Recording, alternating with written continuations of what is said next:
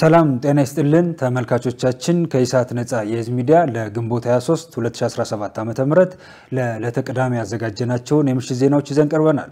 ከዜናዎቹ ጋር ሙሉቀን ሰለሞን አብራችሁ ቆያለሁ። ወደ ቀዳሚ ዜና እንሻገር። የታጠቁ አካላትን ወደ ምክክር በማምጣት ሂደት መንግስት የድርሻውን ሊወጣ ይገባል ሲሉ የህዝብ ተወካዮች ምክር ቤት አባላት ገለጹ። ይህ የተገለጸው የኢትዮጵያ ሀገራዊ ምክክር ኮሚሽን የፌደራል ተቋማት የአጀንዳ ማሰባሰብና የምክክር ምዕራፍ ባደረገበት ወቅት ነው። ትግስት ተስፋዬ ዝርዝር አላት። የታጠቁ ኃይሎችን ወደ ምክክሩ ለማምጣት መንግስት የድርሻውን ሊወጣ ይገባል ተባለ። ይህ የተገለጸው ሁለተኛ ቀኑን በያዘው የፌደራል ተቋማትና ማህበራት የምክክር ሂደት ነው። ለምክክር ሂደቱ ውጤታማነት ምን መደረግ ይኖርበታል ሲል ኢሳት የህዝብ ተወካዮች ምክር ቤት አባላትን ጠይቋል። የህዝብ ተወካዮች ምክር ቤት አባልና አማካሪ የሆኑት ኡስታዝ ከማል ሸምሱ በሰጡት ምላሽ መንግስት ለታጠቁ ኃይሎች ጥሪ ከማድረግ ባለፈ ወደ ምክክር እንዲመጡ ጥረቱን ሊቀጥል ይገባል ነው ያሉት። መንግስት ያው ኮሚሽኑ ገለልተኛ እንደመሆኑ መጠን በጠየቃቸው ነገሮች በሙሉ ድጋፍ ያደረገ ነው ያለው። በዚህ ጉዳይ ላይ በተደጋጋሚ ከሁሉም አካላት እንደምነሳው በዚህ ምክክር ኮሚሽን ሂደት ላይ ይሄ ትልቅ ታሪካዊ አጋጣሚ እንደመሆኑ መጠን ማንም ውጪ ሊቀር አይገባም። ጫካ ያለው መሳሪያ አንስቶ የሚዋጋውም ከሀገር ውጭ ያለው አካልም በሀገር ውስጥ ያለም በሰላማዊ መንገድም የሚታገል አካልም በአጠቃላይ አለኝ የሚላቸው አጀንዳዎችን በሙሉ ማምጣት መቻል አለበት። ይሄ ትልቅ ታሪካዊ አጋጣሚ ነው። ለዚህ ህዝብ አስባለሁ። እቺ ብቸኛ ሀገር ናት ያለችን። የትም ሀገር የለንም፣ ሁለት ሶስት ሀገር የለንም፣ አንድ ሀገር ናት ያለችን እና ለዚች ሀገር ለጋራ ሀገራችን በጋራ መምከር አለብን። እቺ ነገር መፈወስ አለብን። ከቁስሏ ማዳን አለብን። ከእርስ በርስ መነታረክ መጓተት ወተን አንድ የጋራ የሆነ ነገር ፈጥረን የጋራ መግባቢያ ነገር አድርገን ወደፊት መሄድ አለብን። ሀገር ማሳደግ አለብን። የተረጋጋች ህዝቦቿ የሚደማመጡባት የሚከባበሩባት ሀገር ለቀጣይ ትውልድ ማሻገር አለብን የሚል ማንኛውም ሰው ወደዚህ መድረክ ነው መምጣት ያለበት። ይሄ ለሁሉም ሰው ጥሩ እድል ነው ማለት ነው። መሳሪያ ካነሳን ህይወት ነው የምጠፋው፣ ንብረት ነው የምወድመው፣ ሀገርን ወደ ኋላ የሚጎተተው ማለት ነው።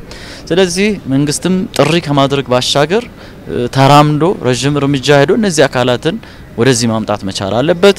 ሌላኛው የምክር ቤት አባል አቶ ከማል ሀሺ በበኩላቸው ሀገሪቱ ባለችበት ወሳኝ ምዕራፍ ታጣቂ ቡድኖች ይመለከተናልና ያሳስበናል ያሉትን አጀንዳ እንዲያቀርቡ መንግስት ጥረት ከማድረግ ባለፈ ወደ ተግባር ሊገባ ይገባል ነው ያሉት። አክለውን በምክክር ለውጥ ማምጣት እንደሚቻል ያየን በመሆኑ ታጣቂዎች ወደ ምክክሩ እንዲመጡ ጠይቀዋል። መንግስት እውነት ነው። አንደኛው መንግስት እንደ መንግስት የሁሉም መንግስት ነው። የደጋፊውም የአኩራፊውም አይ መልካም ነገር ይታየኛል አለው አልታየኝም ላለው ሁሉ ለሁሉም መንግስት ነው። ተመርጦ በህዝብ ይሉንታ አግኝቶ ያለ መንግስት እስከሆነ ድረስ መንግስት አቃፊ ነው መሆን ያለበት። አሁንም አቃፊ የሆነ ነው፣ ጠርቷል። አንድ የመጥራት ብቻ በቂ አይደለም፣ ደጋግሞ በመጥራት በተለይ አሁን ባለበት ምዕራፍ ላይ አሁን አጀንዳ መቅረጽ ላይ ስለሆነ ነገ ውይይቱ ላይ ሲሳተፉም እነሱ ይመለከተናል፣ ያሳስበናል እንድንታጠቅ ያረገን ይሄ ጉዳይ ነው የሚሉት ነገር ቢያንስ በአጀንዳ ደረጃ ቢያዙትና ቢመክሩት አይከፋም። እውነት የታጠቁትም የሚታገሉትም እነሱ እንደሚሉት ለህዝብ ከሆነ ህዝብን ለተመለከተ ጥሪ እንቢ የሚሉበት ምንም ምክንያት አይታየኝምና እሺ ብለው መጥተው መሞከሩ አይጎዳም። በመወያየት ምንም አይነት ጉዳት አይመጣም።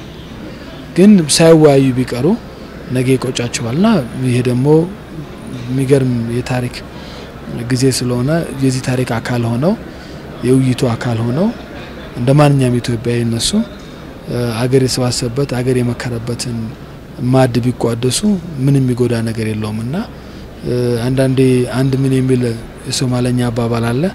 በረሸሆርቴት ሃይኔን ሳታውቀኝ አትጥላኝ ይላል። እና ምክክሩን ሳናውቀው ለምን እንጠላዋለን? ምናልባት ከብዙ ልፋት ከብዙ መስዋዕትነት በቀለለ መልኩ ምናስበው ነገር ምናገኝበት ስለሆነ ገና ሳንማከር ባይጠሉትና ቢሞክሩት የሚል አመለካከት አለኝና ስለዚህ መንግስትም የበለጠ አቃፊ ሆኖ ጥሪ የሚቀጥልበት ከ38 ተቋማት የተጣጡ ከ850 በላይ ወኪሎች የተሳተፉበት የምክክር ሂደት እስከ ግንቦት 23 ቀን 2017 ዓ.ም የሚቀጥል ይሆናል። ኢትዮጵያ ቀጠናውን በታዳሽ ኃይል በማስተባበር አህጉራዊ ግቦችን ለማሳካት ጉልህ ሚና እያበረከተች እንደምትገኝ የውሃና ኢነርጂ ሚኒስትር ሀብታሙ ኢተፋ ገለጹ። በበጀት ዓመቱ 9 ወራት ብቻ ለጎረቤት ሀገራትና ለክሪፕቶ ማይኒንግ ኩባንያዎች ከቀረበው የኤሌክትሪክ ኃይል ከ220 ሚሊዮን ዶላር በላይ ገቢ መገኘቱንም ተናግረዋል። የአፍሪካ ህብረት በአጀንዳ 2063 የበለጸገች አህጉር ለመፍጠር ከያዛቸው ውጥኖች መካከል በፓን አፍሪካ እሳቤ በአፍሪካ ህዳሴ ላይ የተመሰረተ የተቀናጀ አህጉር መፍጠር አንዱ ነው። እነዚህ እሳቤዎች እውን ከሚሆኑባቸው ተግባራት መካከል ደግሞ የሀገራት ግንኙነትን የሚያሳልጡ መሰረተ ልማት ግንባታ መዘርጋት ሲሆን ኢትዮጵያ ቀጠናውን በኃይል መሰረተ ልማት በማስተሳሰር የመሪነት ሚናውን በመውጣት ላይ ትገኛለች ተብሏል። በጉዳዩ ላይ ከኢዜአ ጋር ቆይታ ያደረጉት የውሃና ኢነርጂ ሚኒስትር ሀብታሙ ኢተፋ ኢትዮጵያ የውሃ ሀብቷን በመጠቀም የምታመነጨውን የኤሌክትሪክ ታዳሽ ኃይል ለጎረቤት ሀገራት ጭምር ተደራሽ እያደረገች ነው ብለዋል። አሁንም ጅቡቲ፣ ደቡብ ሱዳንና ኬንያን ጨምሮ ሀገራት ከፍተኛ የኤሌክትሪክ ኃይል ፍላጎት እያሳዩ መሆኑን አንስተው ለኃይል ፍላጎት ጥያቄዎችም በጥናት ላይ የተመሰረተ ምላሽ ለመስጠት እየተሰራ መሆኑን ጠቅሰዋል። ኬንያና ታንዛኒያ የኃይል ትስስር ለመፍጠር ከኢትዮጵያ የሚሰራጩ የኃይል ምንጭን መሰረት ማድረጋቸውን በማንሳት በቀጣይም እስከ ደቡብ አፍሪካ ኃይል ለማቅረብና አህጉራዊ ትስስርን ለማጠናከር እንሰራለን ነው ያሉት። ኢትዮጵያ ለሱዳን፣ ለጅቡቲና ለኬንያ ለብዙ ዓመታት ኃይል ስታቀርብ መቆየቷን ጠቁመው ከዚህ የምታገኘው ገቢም እያደገ መሆኑን ተናግረዋል። ለአብነትም በበጀት ዓመቱ 9 ወራት ብቻ ለጎረቤት ሀገራትና ለክሪፕቶ ማይኒንግ ኩባንያዎች ከቀረበው የኤሌክትሪክ ኃይል ከ220 ሚሊዮን ዶላር በላይ ገቢ መገኘቱን አብራርተዋል። ይህም ካምናው ተመሳሳይ ወቅት ጋር ሲነጻጸር በጥፍ እድገት አለው ብለዋል። በአሁኑ ወቅት ከጎረቤት ሀገራት ከፍተኛ የኤሌክትሪክ ኃይል ፍላጎት መኖሩና ለዚህም ትልቅ አቅም እንዳለ ገልጸው ለአብነትም በ9 ወራት ውስጥ 6.8 ጊጋዋት ኃይል ማመንጨት መቻሉን አመልክተዋል። ይህም በጎረቤት ሀገራትና በሁሉም አካባቢዎች ሊሰራጭ የሚችል ኃይል መሆኑን በማንሳት ትልልቅ ኃይል መሸከም የሚችሉ ማስተላለፊያ መስመሮችም ወደ ጎረቤት ሀገራት መዘርጋታቸውን አመላክተዋል። እነዚህ ስራዎች በጋራ የመልማትና ተባብሮ የማደግ እንዲሁም አህጉራዊ ግቦች እውን እንዲሆኑ ጉልህ አስተዋጽኦ እንዳላቸው ሚኒስትሩ ለኢዜአ ተናግረዋል። ኢትዮጵያ በተለያዩ ጊዜያት ከዓለም በምርጥ የቱሪዝም መንደርነት የተመረጡትን ወንጭ ደንዲ፣ ጮቄ ተራሮችና ለጲስ የቱሪዝም መንደሮችን ሰርቲፊኬት በይፋ ተረከበች። ኢትዮጵያ በስፔን እየተካሄደ በሚገኘው 123ኛው የተባበሩት መንግስታት ድርጅት የቱሪዝም የስራ አስፈጻሚ ጉባኤ ላይ እየተሳተፈች ነው። በጉባኤው ኢትዮጵያ በተለያዩ ጊዜያት ከዓለም በምርጥ የቱሪዝም መንደርነት የተመረጡትን ወንጭ ደንዲ፣ ጮቄ ተራሮችና ለጲስ የቱሪዝም መንደሮችን ሰርቲፊኬትን በይፋ ተረክባለች። በጉባኤው እየተሳተፉ የሚገኙ የቱሪዝም ሚኒስትሯ ሰላማዊት ካሳ ኢትዮጵያ በቱሪዝም ዘርፍ ያላትን አቅም ለማሳየትና ለማስተዋወቅ እንዲሁም ከሌሎች ሀገራት ልምድ ለመቅሰም መሰል ዓለም አቀፍ መድረኮች ሚናቸው ከፍ ያለ ነው ብለዋል። ሚኒስትሯ የዩኤን ቱሪዝም የአፍሪካ ዳይሬክተር ከሆኑት ኤልሲያ ግራንድ ኮርት ጋርም በኢትዮጵያ የዓለም አቀፉ ድርጅት ተሳትፎ ዙሪያ መክረዋል። ዘንድሮ የተመሰረተበትን 50ኛ ዓመት እያከበረ የሚገኘው የዓለም የቱሪዝም ድርጅት በስፔን ሴጎቪያ ከተማ እየተካሄደ ባለው የስራ አስፈጻሚ ስብሰባ ተሰናባቹ የዩኤን ቱሪዝም ዋና ጸሐፊ ላለፉት 6 ዓመታት በተቋሙ ትኩረት ያገኙ አጀንዳዎች ላይ ገለጻ አቅርበዋል። በዚህ ጉባኤ ለቀጣይ ይህንን ዓለም አቀፍ ተቋም ለመምራት ከቀረቡት የግሪክ፣ የተባበሩት አረብ ኤሚሬቶች፣ የሜክሲኮና የጋና እጩዎች መካከል የተባበሩት አረብ ኤሚሬቶች እጩ ሻይካ ናስር በ35ቱ የስራ አስፈጻሚ አባል ሀገራት በ24 አብላጫ ድምፅ ተመርጠዋል። ይህ የምርጫ ውጤትም በህዳር ወር በሳውዲ አረቢያ በሚካሄደው የዩኤን ቱሪዝም አባል ሀገራት ጠቅላላ ጉባኤ ላይ ቀርቦ እንደሚጸድቅ ይጠበቃል። አይኤምኤፍ ለኢትዮጵያ ከሚሰጠው ብድር ውስጥ 260 ሚሊዮን ዶላር ሊለቅ ነው። ኢትዮጵያና የዓለም አቀፉ ገንዘብ ድርጅት አይኤምኤፍ ባለሙያዎች በተራዘመ የብድር አቅርቦት ሶስተኛ ግምገማ ላይ ከስምምነት ደረሱ። ግምገማው በአይኤምኤፍ ስራ አስፈጻሚ ቦርድ ሲጸድቅ የኢትዮጵያ መንግስት ከዓለም አቀፉ ተቋማት ከሚበደረው 3.4 ቢሊዮን ዶላር ውስጥ 260 ሚሊዮን ዶላር ይለቀቅለታል።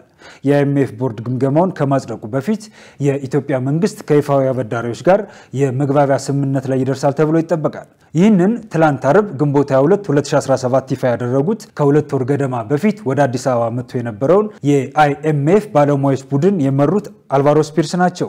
መቀመጫውን በዋሽንግተን ዲሲ ያደረገው ዓለም አቀፉ የገንዘብ ድርጅት ለኢትዮጵያ መንግስት 3.4 ቢሊዮን ዶላር የሚያበድርበት መርሃ ግብር ተግባራዊ የሆነው ባለፈው ሐምሌ 2016 ዓ.ም ነበር። ዘገባው የኢትዮጵያ ኢንሳይደር ነው።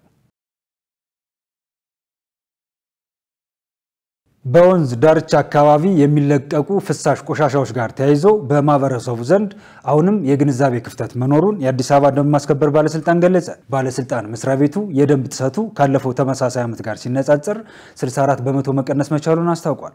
ሰላማዊት ሙሉጌታ ተጨማሪ ዝርዝር አላት። የአዲስ አበባ ከተማ ደንብ ማስከበር ባለስልጣን የ10 ወራት የቅድ አፈጻጸም ላይ ውይይት አድርጓል። ባለስልጣን መስሪያ ቤቱ ባለፉት 10 ወራት የመሰረተ ልማት ስርቆትን ከመከላከልና በአጠቃላይ የደንብ ጥሰትን ከመቆጣጠር አኳያ አመርቂ ውጤት ማስመዝገብ እንደቻለ ገልጿል። የአዲስ አበባ ከተማ ደንብ ማስከበር ባለስልጣን የስልጠናና ቅድመ መከላከል ምክትል ስራ አስኪያጅ ንጋቱ ዳኛቸው እንዳሉት ደንብ የተላለፉ ዜጎችን በመቅጣትና ደንብ ከማስከበር አኳያ ካለፈው ተመሳሳይ ዓመት ጋር ሲነጻጸር የደንብ ጥሰቱ በ64 በመቶ መቀነስ መቻሉን አመልክተዋል። እንግዲህ የደንብ ጥሰቶች ምንድናቸው? በዋነኛነት እነዚህ ህገወጥ ግንባታዎች፣ ህገወጥ መሬት ወረራ፣ ህገወጥ የንግድ፣ ህገወጥ እርድ፣ ህገወጥ ማስታወቂያዎች፣ ከተማችን ገጽታ የሚያበላሹ ህገወጥ የእንስሳት ዝውውሮች፣ እነዚህ ሁሉና በተለይ ደግሞ አሁን የከተማችን ወንዞች ጽዱ ሆኖ ለቱሪስት መስህብ መሆን ሲገባቸው የኢኮኖሚ ምንጭ መሆን ሲገባቸው ለከተማችን ነዋሪ እስትንፋስ መሆን ሲገባቸው ይልቁኑ ብክለት እየሆኑ ከነዚህ የህብረተሰቡን ጤና ትውልድን ጤና እየጎዳ በመሆኑ አሁን የወጣው የአዋጅ 180 2017 አሁንም ለውይይት ይቀርባል። እነዚህ አዋጆች በተለይ ደንቦች ለህብረተሰቡ የሚያግዙ ናቸው ማለት ነው። አንድም ትውልድ ከጤናው እንዲጠበቅ ኢኮኖሚ ፋይዳ እንዲኖረው ለቱሪስት መስህብ የሚሆናቸው የወንዞች ዳርቻ ልማትም ከኮሪደሩ ጋር ስራ ጋር ተያይዞ ጥበቃ የሚደረግላቸው ለዚህ ደግሞ የደንብ ማስከበር ትልቅ ኃላፊነት ስለሰጠው አሁን እነዚህን ተላልፎ የሚገኙ ፋብሪካዎች፣ ሆስፒታሎች፣ የመንግስት ተቋማት፣ መንግስታዊ ያልሆኑ ተቋማት፣ ግለሰቦች መጸዳጃ ቤት ወደ ወንዝ የሚያገናኙ ሁሉ መጀመሪያ ቅድመ ምክረ ሐሳብ ስልጠና ስላለው ሁኔታ ግንዛቤ የመስጠት ስራ እየሰራን ያለው። ነገር ግን ግንዛቤ ቢኖሯቸው ህብረተሰቡን ጉዳት ላይ የሚጥል ደግሞ ፍሳሽ የሚለቁትን ደግሞ በተቀመጠው የቅጣት ሰንጠረዥ መሰረት እንዲቀጡ በማድረግ ከዚህ እንዲማሩ በማድረጋችን አሁን ባለበት ሁኔታ 64% ከባለፈው ዓመት ሲነጻጸር የደንብ ጥሰት ቀንሷል። በወንዝ ዳርቻ አካባቢ የሚለቀቁ ፍሳሽ ቆሻሻዎችና ሌሎች ተያያዥ ችግሮችን ከመፍታት አኳያ በማህበረሰቡ ዘንድ አሁንም የግንዛቤ ክፍተት መኖሩን ምክትል ስራ አስኪያጁ አስታውቀዋል። በግንዛቤ በመስጠት ረገድ አሁንም ፈታኝ ሁኔታዎች አሉ። ህብረተሰቡ፣ ነዋሪው፣ ተቋማት ከተለመደው ድርጊት ውስጥ ለመላቀቅ ጊዜ እየወሰደባቸው ነው ያሉ። ፍሳሽ ወደ ወንዝ መልቀቅ ቀለል ይላል። ህገወጥ ድርጊቶች ማድረግና የሆነ እንስሳት እርድ ማድረግ ኢኮኖሚክ ፋይዳ አለው ብሎ ሊያስቡ ይችላል። ግን አጠቃላይ ከተማውንም ህብረተሰቡን እንደሚጎዳ በመረዳት ረገድ ገና ይቀራል። አሁንም እያስተማር እያሰለጠን እያበቃን ያለ ነው። አሁንም በቀጣይ የደንብ ጥሰት ገና 100% አላደረስንም። 64% ነው የቀነስነው።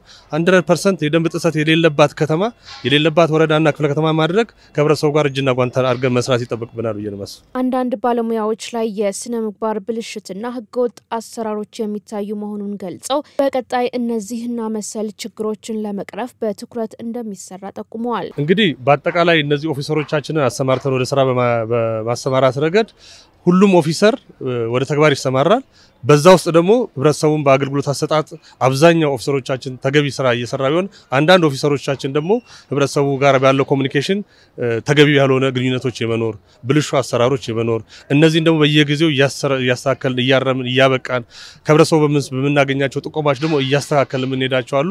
በሂደት ደግሞ ህብረተሰቡም ደግሞ ከኛ ጋር አጋር ሆኖ በሚሄድበት ሰዓት የስነ ምግባር ብልሽቶች፣ ህገወጥ አሰራሮች እና ድርጊቶች ደግሞ እየተቀረፉ ይሄዳሉ ብዬ አስባለሁ። የደንብ ጥሰቶችን በይበልጥ ለመከላከልና የተጠናከረ ስራ ለመስራት እንዲያግዝ ከ2000 በላይ ወጣቶች በስልጠና ላይ እንደሚገኙ ተመልክቷል። በጌታቸው ረዳ የሚመራው አዲሱ ዲሞክራሲያዊ ስምረት ትግራይ ፓርቲ መመስረቻ ጉባኤውን በዚህ ዓመት በትግራይ ክልል እንደሚያካሄድ ገለጸ። የፓርቲው መስራች አባል ከሆኑት ውስጥ 100 ያሉ ከህወሓት የወጡ ናቸው ተብሏል። በአቶ ጌታቸው ረዳ የሚመራውና ከብሔራዊ ምርጫ ቦርድ የቅድመ እውቅና ያገኘው አዲሱ ዲሞክራሲያዊ ስምረት ትግራይ ፓርቲ መመስረቻ ጉባኤውን በዚህ ዓመት በትግራይ ክልል እንደሚያካሄድ አስታውቋል። ፓርቲው ዛሬ ግንቦት 23 ቀን 2017 ዓ.ም የመጀመሪያውን ጋዜጣዊ መግለጫውን በአዲስ አበባ ያካሄደ ሲሆን በመግለጫውም በትግራይ ያለው ፖለቲካዊ አካሄድ ወደ ተሳሳተ መንገድ በመሄዱና ለውጥ የሚያስፈልግበት ጊዜ ላይ በመሆኑ አዲስና የተለየ ሐሳብ ያለው ፓርቲ ለመመስረት እንዳስፈለገ ገልጿል። መግለጫውን የሰጡት የፓርቲው የኮሙኒኬሽን ኃላፊና የአደራጅ ኮሚቴ አባል አቶ ረዳይ አለፎም ከመጪው ሰኞ ጀምሮ ፓርቲው ከክልል እስከ ቀበሌ አደረጃጀቶችን የመመስረት ስራዎችና የአባላት ምልመላ ስራዎች እንደሚሰራ ገልጸው ከዚህ ቀደም የህወሓት አባል ሆኖ ለውጥ የሚፈልግ ካለም አባል መሆን ይችላል ብለዋል። በአሁኑ ወቅት የፓርቲው መስራች አባል ከሆኑት ውስጥ 100 ያሉ ከህወሓት የወጡ መሆናቸውና ከነዚህ ውስጥም ከ90 በመቶ በላይ የሚሆኑት በትግራይ እንደሚገኙ አቶ ረዳይ ገልጸዋል። ፓርቲው በትግራይ የተለያዩ መድረኮች እንደሚያካሄድ የተገለጸ ሲሆን ይህ ክረምት ሳይወጣ በትግራይ ጠቅላላ ጉባኤ እንደሚያደርግም በመግለጫው አስታውቋል። የኢትዮጵያ ብሔራዊ ምርጫ ቦርድ በአቶ ጌታቸው ረዳ ለተመሰረተው አዲሱ የትግራይ ዲሞክራሲያዊ ስምረት ትግራይ ወይም ስምረት ጊዜያዊ የፖለቲካ ፓርቲዎች የምዝገባ ፈቃድ ባሳለፍነው ሳምንት መስጠቱ ይታወቃል። በደቡብ ምዕራብ ኢትዮጵያ ህዝቦች ክልል 32000 ኩንታል የተለያዩ ሰብሎች ምርጥ ዘር ለመኸር እርሻ ለማቅረብ እየተሰራ ነው ተባለ። የክልሉ ግብርና ቢሮ ምክትል የግብዓት ዘርፍ ኃላፊ አቶ አስራት አሰፋ ለፋና ዲጂታል እንዳሉት ለመኸር እርሻ ለማቅረብ ከታቀደው ምርጥ ዘር ውስጥ 26000 ኩንታል ለስርጭት ዝግጁ ሆኗል። የአርሶ አደሮችን ፍላጎት ለማሟላት ቀሪውን ከፌደራል መንግስትና ከሌሎች ክልሎች በማግኘት ለመሸፈን ዝግጅት መደረጉን ገልጸው በቀጣይ የምርጥ ዘር ፍላጎትን በራስ አቅም ለመሸፈን የዘር ብዜት ስራ እየተከናወነ መሆኑን ጠቁመዋል። የምርጥ ዘር ብዜት ስራ እንደ ሀገር ከተረጅነት ወደ ምርታማነት ለመሸጋገር የሚደረገውን ጥረት የሚያግዝ መሆኑንም ተናግረዋል። የምርጥ ዘር አቅርቦት ችግርን ለመፍታት ከክልሉ ግብርና ምርምር ኢንስቲትዩት ጋር በማቀናጀት የተለያዩ ሰብሎችን ዘር የማባዛት ስራ እየተሰራ እንደሆነ አስረድተዋል። በተያዘው በጀት ዓመት 2046 ሄክታር መሬት ላይ የተለያዩ ሰብሎች ዘር በማምረት 46000 ኩንታል ምርጥ ዘር መገኘቱን አመልክተዋል። የበቆሎ፣ ቦሎቄ፣ ስንዴ፣ ጤፍ፣ ሩዝና ማሽላ ለመኸር እርሻ ለማሰራጨት የተዘጋጁ ምርጥ ዘሮች እንደሆኑም ጠቁመዋል። ተመልካቾቻችን ከኢሳት ነፃ የህዝብ ሚዲያ የሚተላለፉላችሁ የቅዳሜ ምሽት ዜናዎቻችን እንደቀጠሉ ናቸው። ወደ ዜናዎቻችን እንሻገር። የተባበሩት መንግስታት በተከፋፈለ ድምጽ የደቡብ ሱዳን የጦር መሳሪያ የማዕቀብ ጊዜ እንዲራዘም ወሰነ። በደቡብ ሱዳን አዲስ ጦርነት እንዳያገረሽ ተሰግቷል። ሸሪፍ ኢማም ዝርዝር አለው። የጸጥታው ምክር ቤት አርብ ዕለት ባካሄደው ስብሰባ በደቡብ ሱዳን ላይ የተጣለው ማዕቀብ እንዲራዘም ወስኗል። ከውሳኔ ላይ የተደረሰው በአገሪቱ ያለው የፖለቲካ ሁኔታ ከመረጋጋት ይልቅ እየተካረረ በመሄዱ ተመልሶ ወደ እርስ በርስ ጦርነት እንዳይገባ በመስጋት ነው። በአሜሪካ የተመራው የማዕቀብ ውሳኔ ሐሳብና ሌሎች ማዕቀቦች በጠባብ የድምጽ ብልጫ ነው የተወሰኑት። 6 ሀገራት ራሽያ፣ ቻይና፣ አልጄሪያ፣ ሴራሊዮን፣ ሶማሊያ እና ፓኪስታን ድምጽ ከመስጠት ተቆጥበዋል። የመሳሪያ ማዕቀብ፣ የጉዞ ክልከላና ንብረት እንዳይንቀሳቀስ በተባበሩት መንግስታት የማዕቀብ ሊስት ውስጥ ተመዝግቦ እስከ መጪው 2026 ሜይ 31 ድረስ እንዲራዘም ተደርጓል። ደቡብ ሱዳን በነዳጅ ሀብቷ የበለጸገች ከሱዳን በ2011 ነፃነቷን ስትቀዳጅ ትልቅ ተስፋ ተጥሎ ነበር፣ ሰላምና መረጋጋት ይፈጠራል የሚል። ይሁን እንጂ ሀገሪቱ ከዲሴምበር 2013 ጀምሮ ወደ እርስ በርስ ጦርነት ውስጥ ገብታለች። ለፕሬዝዳንት ሳልቫኪር ታማኝ የሆኑ ኃይሎች በአገሪቱ ትልቅ ከሆነው ዲንቃ ብሔረሰብ የተገኙ ከሬክ ማቸር ታማኞች ጋር ጦርነት ጀመሩ። እነዚህ ሁለተኛ ትልቅ ቁጥር ካለው ከኑዌር ብሔረሰብ የሚመዘዙ ናቸው። በ2018 የሰላም ስምምነት ሬክ ማቻርን የመንግስቱ ምክትል ፕሬዝዳንት ቢያደርግም ስምምነቱ መዝለቅ አልቻለም። ትግበራውም እጅጉን የዘገየ ነበር። በዚህ ሳቢያ ፕሬዝዳንታዊ ምርጫው ወደ 2026 እንዲሸጋገር ተደርጓል። ባለፈው ወር የተባበሩት መንግስታት ልዩ መልእክተኛ በደቡብ ሱዳን የሆኑት ኒኮላስ ሄይሶን በሳልቫኪርና በሬክ ማቸር መካከል የተፈጠረው መካረር በሁለቱ መካከል ወታደራዊ ግጭት እንዲፈጠር አድርጓል። በዚህም ማቻር እንዲታሰሩ ሆኗል ብለዋል። በማህበራዊ ሚዲያ የሚሰራጨው የተሳሳተ መረጃ የጥላቻ ንግግር በአገሪቱ ፖለቲካውና የብሔር ሁኔታውን እንዲጋጋል አድርጎታል ሲሉ ልዩ መልእክተኛው አስጠንቅቀዋል። የእነዚህ ነገሮች መካረር 400,000 ዜጎች ያለቁበት የ2013 እና የ2016 ሁኔታን ያስታውሳል ብለዋል። የአሜሪካው ካውንስለር ሚኒስትር የሆኑት ጆን ኬሊ የጸጥታው ምክር ቤት የመሳሪያ ማዕቀቡን በመደገፍ ለሰጠው ድምጽ ምስጋና አቅርበው በአካባቢው የሚርመሰመሰውን የጦር መሳሪያ ለማገድ ያግዛል ብለዋል። በተባበሩት መንግስታት የሩሲያ ምክትል አምባሳደር የሆኑት አና ኢፊስቱጌሊቫ የቀረበውን ሐሳብ ተቃውመው ሲናገሩ የጸጥታው ምክር ቤት በደቡብ ሱዳን ላይ የጣለውን ማዕቀብ ለማንሳት የወሰነው ጊዜ ገደብ በጣም ጊዜ አልፎበታል ብለዋል። የመሳሪያና ሌሎች ማዕቀቦች በ2018 የተደረሰውን ስምምነት ለመተግበር አስቸጋሪም አድርጎታል ብለዋል። በተባበሩት መንግስታት የደቡብ ሱዳን አምባሳደር ሲሲሊያ ኦዲንግ ጥልቅ የሆነ ቅሬታቸውን ገልጸዋል። ማዕቀቡ እንዲራዘም በመደረጉ የጦር መሳሪያ ማዕቀብም ሆነ የሌሎች ማዕቀብ መነሳት የብሔራዊ ደህንነት ጉዳይ የሉዓላዊነት ጉዳይ ብቻ አይደለም፣ የኢኮኖሚና የክብርም ጉዳይ ነው ብለዋል።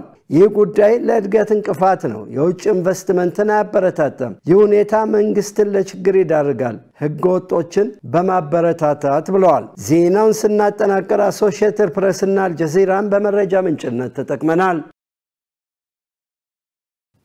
የእስራኤል ጦር በሰሜን ጋዛ አገልግሎት እየሰጠ የነበረው የመጨረሻ ሆስፒታል ህሙማን እና የጤና ባለሙያዎች ለቀው እንዲወጡ ትዕዛዝ መስጠቱን ተከትሎ አገልግሎቱ መቋረጡን የተቋሙ ዳይሬክተር ገለጹ። ጦሩ ጃባሊያ የሚገኘውን አላውዳ ሆስፒታል ለ2 ሳምንታት ከበባ ውስጥ ካስገባው በኋላ ህሙማኑ እንዲወጡ መደረጉን ዶክተር መሐመድ ሳላህ ለቢቢሲ ተናግረዋል። በአሁኑ ወቅት በሰሜን ጋዛ ሰርጥ አገልግሎት የሚሰጥ የጤና ተቋም እንደሌለ አክለዋል። የእስራኤል መከላከያ ሰራዊት እስካሁን ድረስ በጉዳዩ ላይ አስተያየት ባይሰጥም የእስራኤል ጦር ሐሙስ ምሽት ግንቦት 21 2017 ዓ.ም አላውዳ ሆስፒታልን ጨምሮ ኗሪዎች ከአካባቢው ለቀው እንዲወጡ ትዕዛዝ አስተላልፎ ነበር። በአካባቢው የአሸባሪዎች እንቅስቃሴ አለ ያለው ጦሩ ጥቃቱንም እንደሚያሰፋ አስጠንቅቋል። ሆስፒታሉን ለቀን በመሄዳችን በጣም አዝነናል፣ ነገር ግን የእስራኤል ወራሪ ኃይሎች እኛ ለቀን ካልወጣን ውስጥ ገብተው ያለውን ሁሉ እንደሚገድሉ አስፈራሩን ሲሉ ዶክተር ሳላህ ለቢቢሲ በላኩት የድምጽ መልእክት አስረድተዋል። ሆስፒታሉ ሐሙስ እኩለ ቀን ላይ ከታንኮች በርካታ የቦምብና ተኩስ ጥቃት እንደተፈጸመበትና በዚህ በሆስፒታሉ ዙሪያ ያሉ መንገዶች ሙሉ በሙሉ መውደማቸውን ዶክተሩ ገልጸዋል። በመሆኑም የጤና ባለሙያዎች ህሙማኑን ተሸክመው ከሆስፒታሉ ርቀው ወደ ቆሙ አምቡላንሶች ለመውሰድ ተገደዋል ብለዋል። ህሙማኑ በጋዛ ከተማ ወደሚገኘው አልሽፋ ሆስፒታል ተወስደዋል ብለዋል። የመጨረሻው የጤና ተቋም አገልግሎት መስጠት አቁሟል የተባለው የጋዛ ተኩስ አቁም ስምምነት ላይ እንዲደረስ ጥረቶች በቀጠሉበት ወቅት ነው ሲል የዘገበው ቢቢሲ ነው።